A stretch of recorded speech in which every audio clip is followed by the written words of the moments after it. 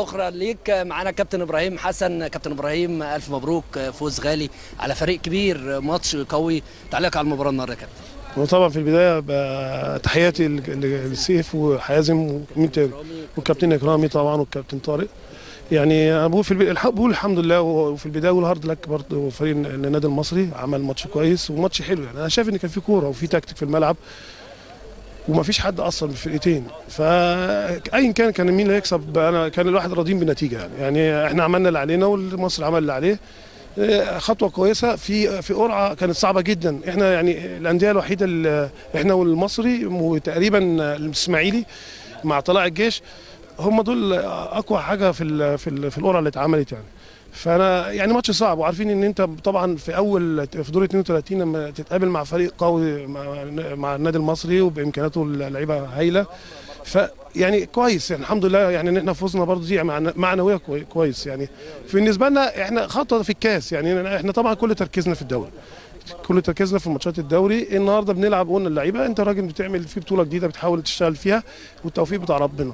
وحسام اشتغل على الاساس دوت واشتغل مع اللعيبه على اساس ان احنا نحقق نتيجه كويسه ايجابيه والنتيجه بتاعت ربنا. فالحمد لله انا بشكر لعيبتي وكلهم كان عندي على يعني قدر المسؤوليه وما حدش فيه مقصر الحمد لله. يعني يا كابتن ابراهيم نقول مكسب راح وجاه، يعني ضيعته اول ضربه جزاء. أيوة. ساعتها كابتن قبل يعني عايزين برضو من الخطوه الاولى انتوا اتكلمتوا مع اللعيبه ايه في نص الملعب لما نزل الكابتن حسام قلتوا للعيبه؟ حسام قال لهم ان انتوا اشتغلتوا كويس واتمرنتوا كويس واشتغلنا على ضربات الجزاء كويس والتوفيق بتاع ربنا. انت عملت اللي عليك النهارده فما تحسبهاش، انزل بس كل اللي تعمله شوف انت في التمرين بتركز ازاي في ضربه الجزاء واعملها.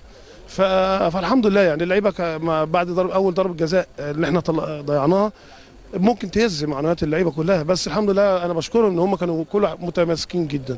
وعلي طبعا علي كان في حاله هايله النهارده هو زمايله، بس علي طبعا يعني ان هو رجعنا تاني بعد ضربه الجزاء اللي اتصدت الاولانيه وبعد كده كسبنا في الكره الاخيره. فانا بشكر اللعيبه وبشكر علي طبعا. يعني كابتن ابراهيم هناك ضغوطات على كابتن ابراهيم وكابتن حسام ان هم كانوا بيلعبوا، كان يعني ظروف صعبه ان بيلعبوا امام المصري، النادي اللي كان فيه كلام ان هم رايحين.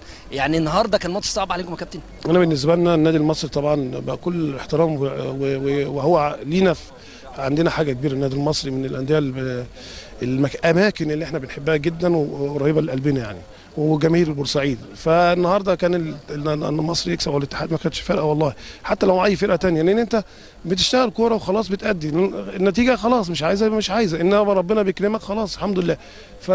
فالنادي المصري عمل ماتش كويس وادوا بشكل كويس جدا وكانوا لاخر الماتش. يعني الماتش رايح وماتش جاي، وبس احنا كان تقريبا الفرص بتاعتنا كان في فرص لينا الشوط الثاني اكتر، هو ما كانش ليهم اي فرص الشوط الثاني. انما يعني انا بقول ماتش كويس ككوره. الناس اللي قاعدين في الاستوديو اكيد هم اللي شايفين. انا حاسس ان كان في كوره وفي تكتيك النهارده وفي ناس بتشتغل تحركات محسوبه النهارده، ما فيش عشوائيه الحمد لله. كان في تركيز، كل واحد بيلعب الدور بتاعه صح، لدرجه ان حتى في التغييرات احنا غيرنا بازوكا عشان خاطر شد. يعني الواحد كان حسام مش عايز، ما فيش حد شايف ان هو ممكن يطلع، يعني ما حدش كان مقصر ولا فنيا ولا بدنيا يعني.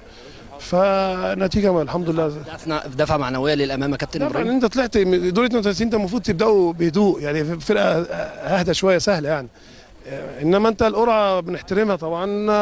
جاتنا مع النادي المصري كان ممكن كان ممكن لو هي دور 32 تشتغل ما بين انا مش هتكلم فيها مع جميع يعني الممتاز مع درجه ثانيه، وبعد كده الفرقه على اساس يبقى في بطوله هيبقى في منافسه صعبه انك توصل للانديه الكبيره. طبعا كل احترام للانديه الصغيره وتعمل مفاجات. احنا شفنا كان فريق مستقبل وفريق برضه فرق كتير انا عشان مش مجمع عملوا ماتشات كويسه.